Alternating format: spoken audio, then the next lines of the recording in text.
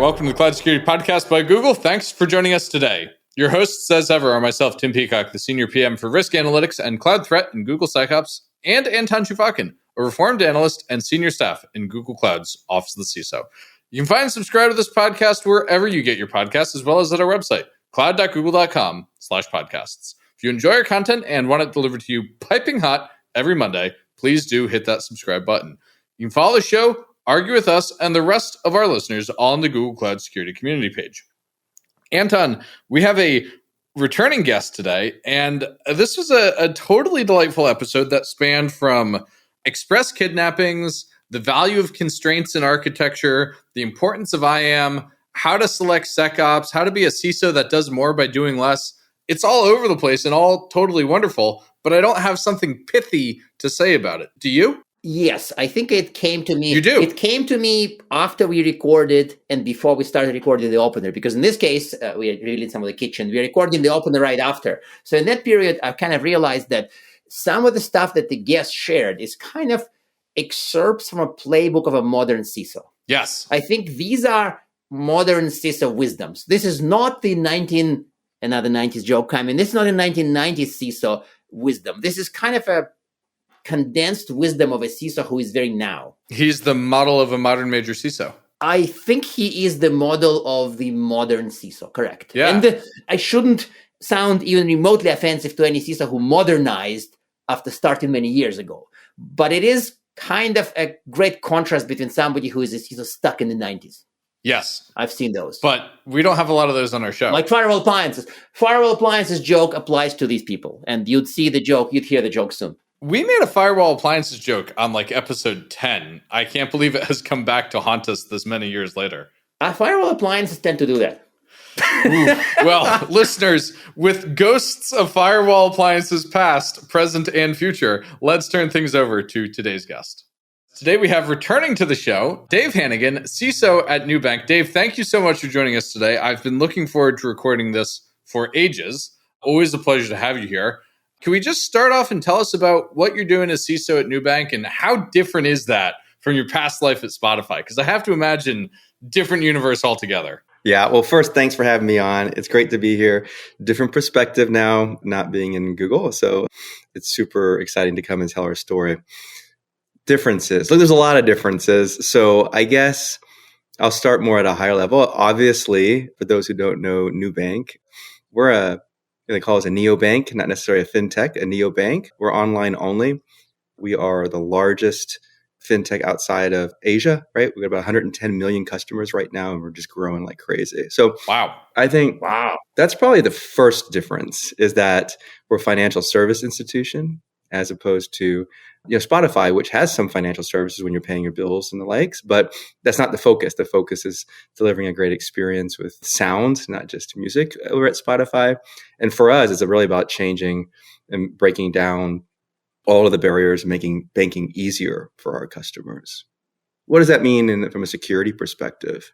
There are a lot of interesting things about being in Latin America, and I think one that highlights it the most is just how the regulators look at us. We've got a little extra burden is how I would describe it. And that's not bad. The burden is an ignition for innovation. And I'll tell you what I mean. Here in the US, there's a clear delineation between like who's accountable for like fraud, as an example. You click the button and you send that to the fraudster. Guess who's liable? Not the bank, right? It's you. Well, in Brazil, Bacen, who's the central bank, says not so fast there, financial services. You have all the technology. You have all of these smarts. You have all these security practices. So you're not off the hook completely. You own part of that fraud. So that drives innovation on our end and saying, okay, I can't ignore that because there's a financial impact into our company. I'm pretty sympathetic to that Brazilian regulator there. Yeah, I was about to say the same exact thing. It's like it's fair. It feels fair, actually. I think it's fantastic, right? Yeah, it's very fair. I mean, think about that viewpoint where banks are always pitching how great they are in fraud protection, blah, blah, blah. But the minute you get had, even though they have these tools, they're like, oh, no, it's not our issue. Yeah, right? The moment you sell something, forget it. Yeah. Oh, yeah. Then Zell's getting beat up like crazy. Yeah, right? they should be. And you're seeing a lot of that happening. And I think that's one big difference. I wasn't expecting a Brazilian central bank to be leading in that manner, right? And then truly they see themselves as they're there to really protect the consumer, and they're going to force financial service companies to do the right thing there. So, you know what it reminds me of? It a little bit reminds me of Shared Fate. Yeah. Where it's kind of the who's got the money and the knowledge. It's the cloud provider. Yeah. Who is blamed in the court of public opinion? Well, the customer. Yeah. Wait a second. So it's like basically the founding story for the Shared Fate approach that we practice often, can't say always. Yeah. It reminds me of the same take, is that like who has the money, who has the resources, who owns much of this? Yeah. Well, it's the provider. And the reason, right? So if you take a step back, the reason that is that way, we operate the banking businesses in 3 countries, right? Brazil, Mexico, and Colombia. We picked 3 of the biggest scamming countries in the world to operate inside of, right? If you think about it, and have very, very unique risks that we likely don't face as big in the US or in Europe, right? Like you have a terminology in Brazil, and it's called express kidnappings. Now, like, just pause there for a minute and think about the old school days, like what a kidnapping was, right? Like I'll engage. Like, what was a kidnapping? What is your understanding of a kidnapping, Tim? Like, I'm picturing like Lindbergh baby now. Yeah. Like a white van and like somebody being shoved into it and physical kidnapping, yes. And what do? They kidnap them for what? Ransom. Yeah. Money. Yeah. Right. Ransom. They want money. And why did they kidnap him, do you think? Because they wanted money and their parents had money. Yeah. And it took a while to get money, right? Back in the day, if you wanted $1 million, like even today, if you go to the bank, you want to withdraw cash for $1 million, it takes a while, right? Yeah. And so you had to hold the hostage for a bit. You had to show a picture, you had to show who they were, et cetera, to get the money and hold up today's newspaper. Yeah, right. Like all of those things. Why do we call it express kidnapping? Well, a few years ago, I don't know if you know this, Brazil has one of the biggest instant money transfer systems in the world, sponsored by BSN, called Pix. Mm-hmm. And so you can imagine, so now you can do instant transfers of money. It's free to do it. Doesn't cost you anything. It's like Zelle on steroids, super secure and sponsored and the likes. But you can imagine the first few years how much fraud is going to happen inside of that. Well, guess what it does now? Mm-hmm. The reason it's called express kidnapping is they grab you. And it's now a mugging. You'd equate it more with a mugging. They're going to grab you. But they know that a high percentage of the population has this Pix capability. So they're going to hold you either in gunpoint or whatever, and just say, just transfer money into my account and they'll let you go. That's an express kidnapping, right? Wow. I opened my mouth to say something involving the word fun, and I decided to shut up because it's anything but. Yeah, that's horrible. I'll be honest with you, like it's anything but. Yeah. But I can see where it's a scary crime that can only work. Yes. If this type of easy, instantaneous transfer is available. Irreversible. It's almost like ransomware and Bitcoin. It's kind of the same thing, right? Well, and in this case, it's the instant transfer plus kidnapping is like a perfect together.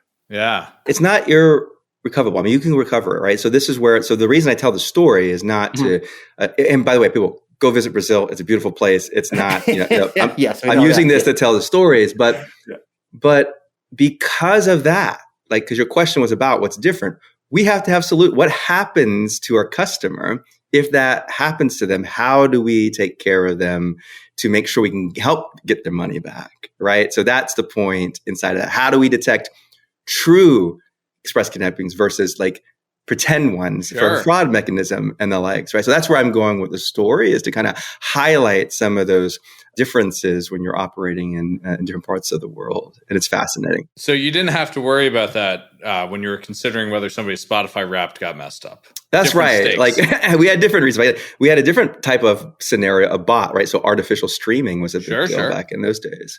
But here it's a little different. And, look, Spotify, fantastic. We had a lot of big challenges, but the reality was that wasn't people's life savings. It wasn't what they used to pay their mortgages. It wasn't what they used to eat, right? And that's what we see today. That's what we're literally doing. And that's what we have to protect. So money lost, whether it's from express kidnapping, whether it's from malware on a device, because we're only at mobile devices, right? All those things will affect our customers. And so we have to take a very in-depth and proactive approach around that. That's it reminds me of some other stories I've heard from people who do security, because it's not just a passion project because the challenges are fun, but because they're kind of, and I mean, pause for drama, kind of saving the world, saving real people. I think it reminds me of the Bob Blakely episode when he said that ransomware brought cybercrime to non-IT domain. And I think what Dave is, I'm getting the same vibe, is that it saves quote unquote normal people lives as opposed to like IT stuff inside IT things. Am I over dramatizing this a little bit? I tend to. No, I don't think so, because and here's why. And here's why. Maybe it's not for everybody, but there's also a nuance you should know about NuBank. We are online anywhere, only online. So we have no alternative. Our solution cannot be go to our branch and we're going to help you, right? So you're not exaggerating it for us. Like, so everything we think about, the solution has to be either like, so the only way you're doing your financial true transactions is in a mobile app. We have a web app, but it's really for like reporting something like this or revoking access, et cetera. You're not doing your financial transactions in a web app. And so everything that we do really is seen like from a technology perspective. And so we have a saying like every business problem is a tech problem and vice versa, right? And so we really have to focus on that and look for, I think we have to look deeper than a lot of our competitors because we simply don't have that option of just go to the branch. We just don't have it. It doesn't exist. So I almost feel like this can continue because I'm getting even more motivated to talk about this, but I want to switch it back to the name, to the one word in the podcast name, named the Cloud Security Podcast. Oh, really? This was like really fun though. Like we could have had a whole episode not talking about cloud for a change. I know, but I'm going to pull the cloud card. All right, Anton, pull it. And it's the weird one because our initial question was kind of about what are the key challenges you face in your cloud operation, which of course is a very generic, safe question. But I also feel like maybe if you can add a time machine angle to it, like if you can transport yourself back in your previous CISO stint days and think about what you wished you knew. And this is like a kind of an auxiliary to the question, not only what are the challenges and lessons, but what lessons you wished you knew. Yeah, it would be, I'm going to take a step back. We're a very big engineering company too, just like Google, just at Spotify over at NuBank. And one thing that we did, we drove, it's a service architecture, right? And we're highly organized for squads to go out there and move fast and quickly, and lots of them, right? That's how we're able to keep delivering what we're doing. With that, though, you know that there's a trade-off. If you're organized for high autonomy and small services, the trade-off is that as you grow, you're going to have more and more of those, and you're going to have a lot of overhead and communication, people knowing what they're doing, et cetera. And so it's a different answer than maybe what you're expecting, but I would really focus more on the organization and what silos you tend to not directly create and enforce by having so many niche teams focused on security. That's one area that I would go back and saying, I get that we need specialized skill sets, but having so many special teams makes it very hard for the connective tissue to be really good. And now we're focused a lot on how do we solve that problem and get people to do things, right? Like as an example, you don't do threat intel just to do threat intel, right? You don't do threat hunting just to do threat hunting. And this will, come into the next wave of the SOC too, right? You're doing them for a purpose. Yeah. And often if you ask companies, what are they doing? You will see more complexity in what they're doing that is driven by how they're organized. Yes, I love it. And it's almost like it probably reminds you, it should remind you of your job you had here, I guess, right? Because sometimes when you see the transformation projects, they stumble not at kill old SIM, buy new SIM, or hire a consultant to refine the process, but the projects die on the team side, is that they never turn their team from the quote unquote the 90s approach to the modern approach. And I think that still speaks to me as a team centrality for these efforts. No, absolutely. And you'll see it too. Like they'll get great new tools, but they'll try to put their existing processes automated inside of that tool, right? You're like, what? Why? Why are we doing this? Yeah. I used to be really cynical about like business transformation, but the more I've seen teams struggle to adopt tooling because of team cultural issues, the more I think, geez, that's a really hard problem in there. It is. It's an area where Hofstadter's law applies, especially. Hofstadter's law, everything takes longer than you think it will, even when you take into account Hofstadter's law. It's true for cultural transformation, especially. Even more so. Cultural is one of the hardest ones, right? And I think it's underestimated as you talk about, like, how do you make a change inside? And that's probably the second part is, look, when I was younger in the field, I look back at, I had these beautiful, like, this year, here's everything we're going to do. And then over the next 2, and we're going to like do all these things, and we're going to drop the risk down by this amount. And we were just gung ho. And boy, oh boy, were we wrong, because we weren't wrong about what we were doing. We were wrong in the estimation of how impactful that would be to the organization, because it was a cultural change, right? Yeah. So we may have gotten the thing done, but did we get the outcome that we were expecting?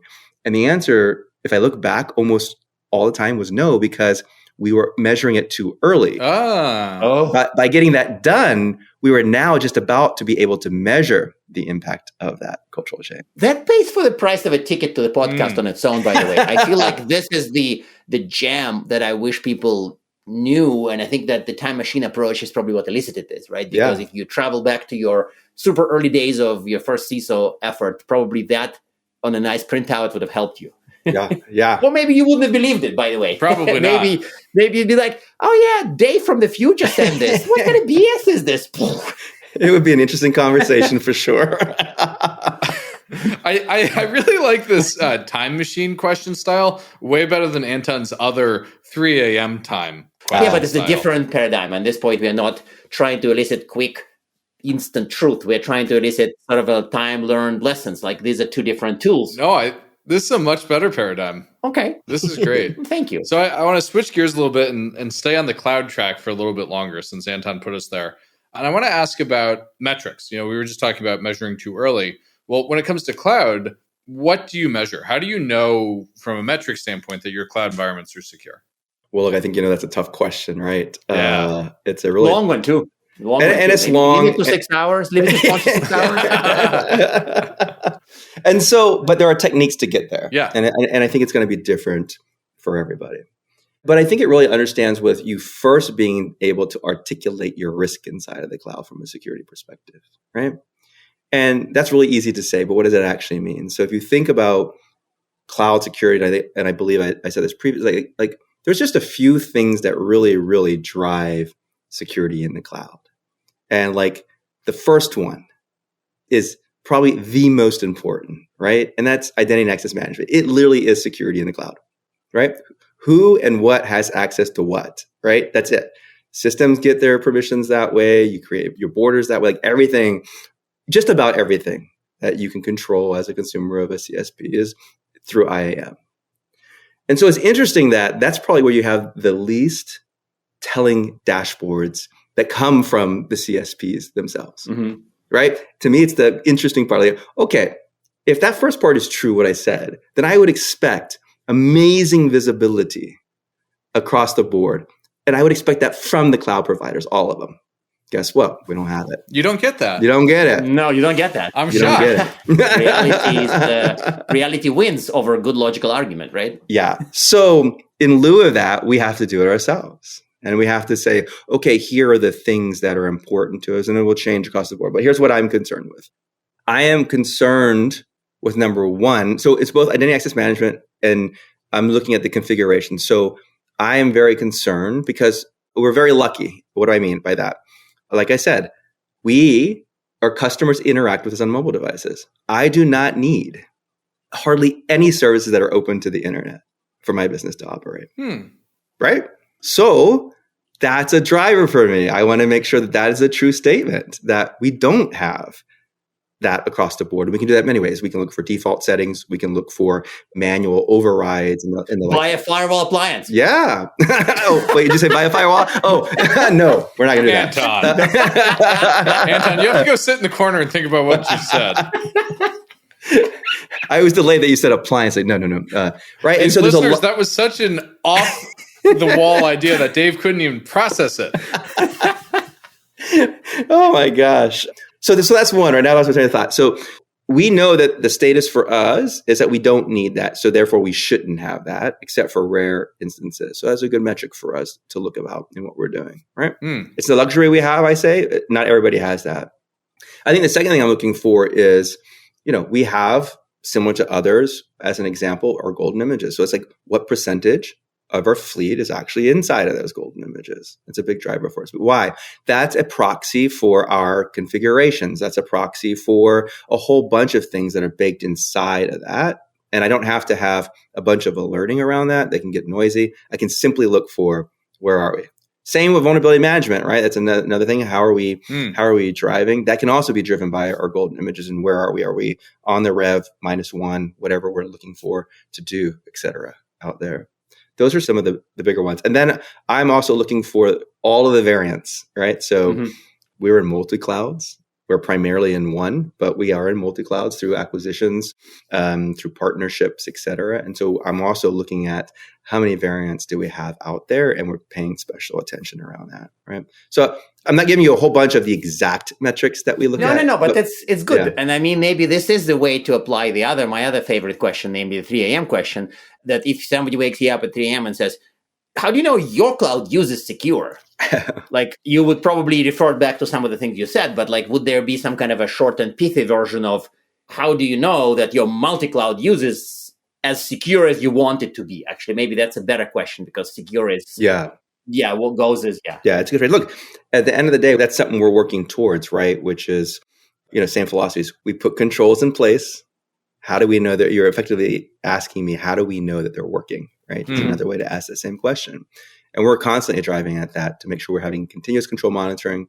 Our objective is to make sure every control we have, that there is a monitor on it and that we can detect when they fail and when they're not because it might not fail, but it's not working as intended either. And that's harder to do, right?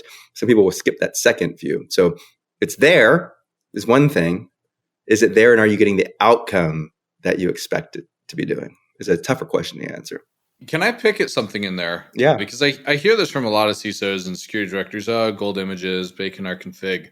How do you get teams to work with you on that? How do you keep engineering teams from running off and saying, no, I need this snowflake. No, I need to do this thing. Yeah. It's hard. I'll give you 2 answers. We have a very limited tech stack. So we're very lucky.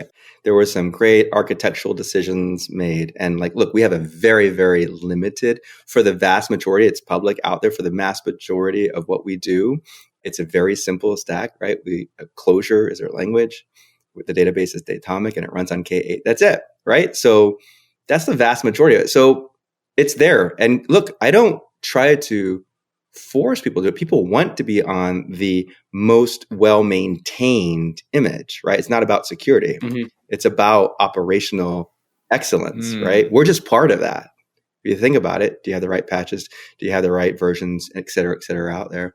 So we just hop onto that train where that's what people want. They don't want to have to keep doing sub patches and the likes there. Now, look, it's a journey for us too. It's what we're trying to get to maintain out there, but that's the thinking about it, right? So having a limited stack is absolutely, now, again, it's the vast majority. We have outliers, but again, then I can look at my invariants or variants. So it's helpful. That is a luxury that most people don't have, right? I love that answer because, one, it really feels like you recognize the places where you are indeed lucky, but also it speaks to the value of simplicity for security. And Anton, what episode did we talk about this in? Or is it like every episode is a subplot where just simplicity is how you succeed at limiting your scope for problems to even arise, let alone having to solve them? I think it comes up, but it most often comes up is an example of useful, great, and absolutely impractical advice. Yeah. Because somebody shows up and says, but I want to run SQL Server on Windows in the cloud. And people are like, snort their coffee and all that, but it doesn't really make some teams stop. And as a result, I think that's the angle that we miss, is that the simplicity helps security. Sure, we all agree. But what do you actually do when people show up with complex, over-engineered, insecure decisions, solutions, architectures, and say, hey, we plan to use this? Yeah.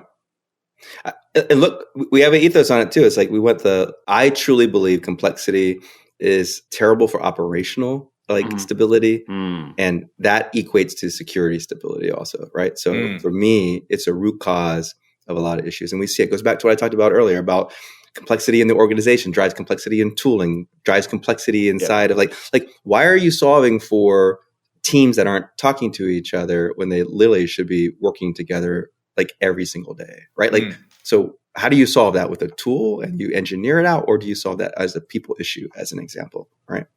And how things are organized. Yeah, it's very interesting. But I'm asking the team now, anything that new we're going to put in, What can we take out? Yeah. Okay.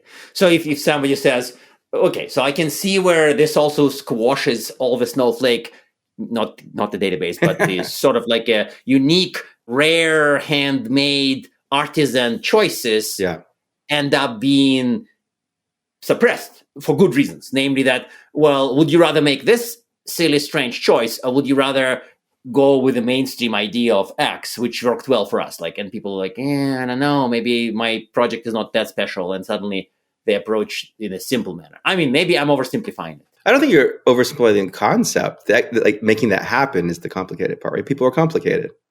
People are complicated. We're getting towards the end of our time, and I want to sneak in one question, which is only mildly self-serving, which is to ask, surely it's not because you're a former Googler, but I heard a rumor that you selected Google SecOps for your DNR. Could you tell us about that? Yeah, look, a couple things. Yeah, I'll say that I am. But look, the team chose it. I stayed out of it. Really? Nice. I stayed out of it. Absolutely. Why? I'm not using it. Why did the team choose it? Look, we can talk into it. It met their needs, right? So it met the needs of what they were trying to accomplish, which was, being able to ingest more, to connect it with the threat intelligence, right? To get better understanding of what those particular issues are, because it only gets more complicated for us. And they felt that from their requirements, it was the best tooling for them, right? I stayed out of it. Why?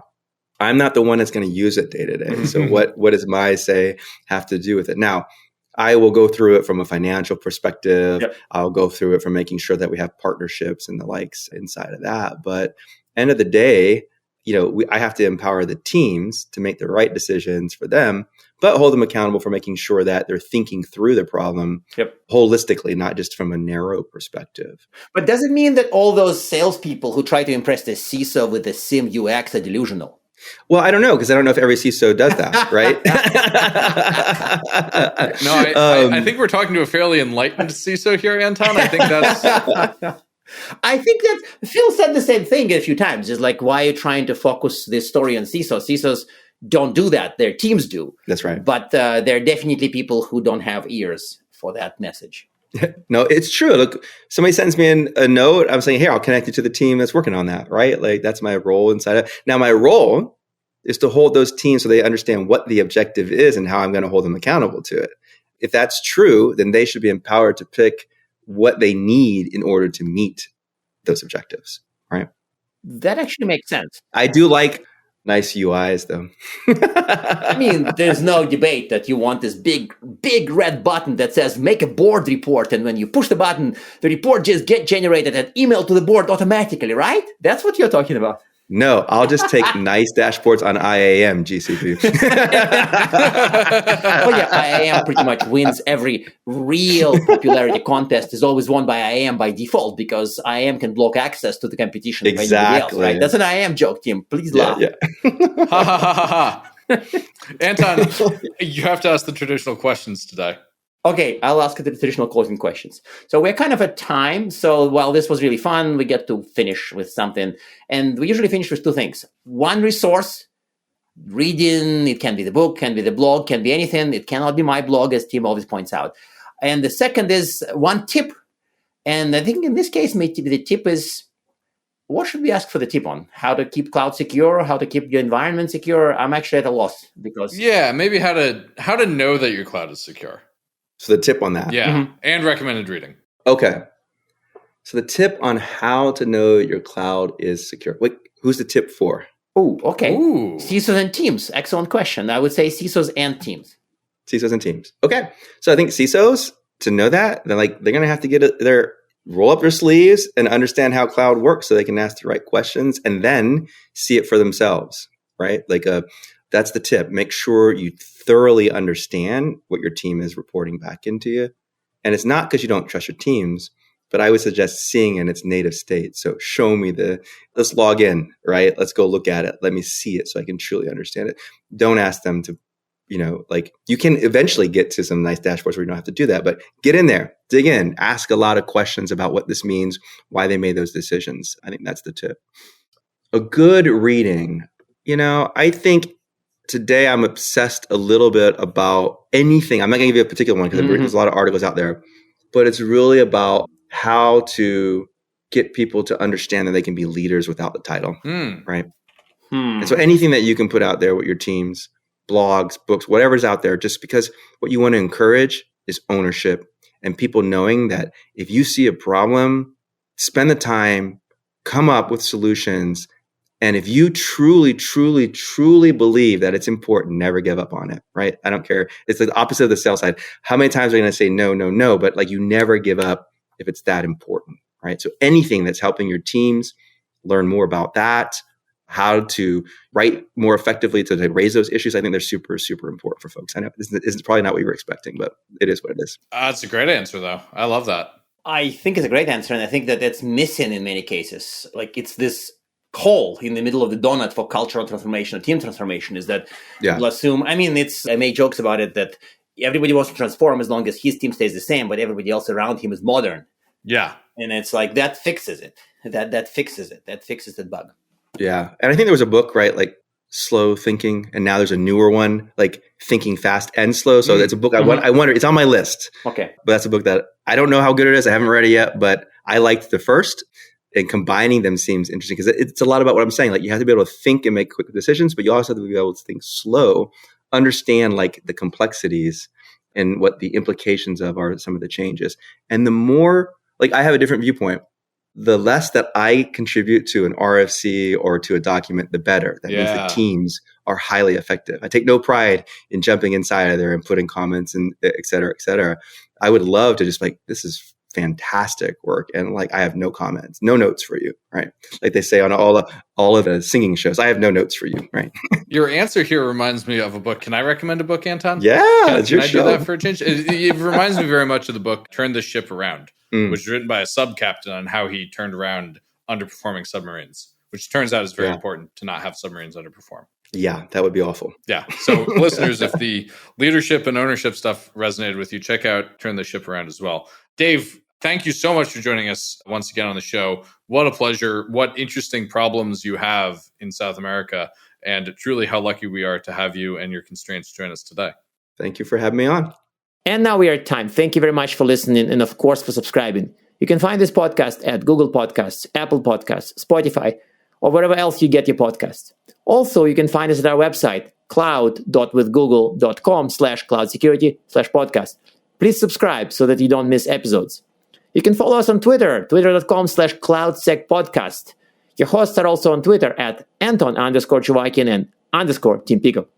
Tweet at us, email us, argue with us, and if you like or hate what we hear, we can invite you to the next episode. See you on the next Cloud Security Podcast episode.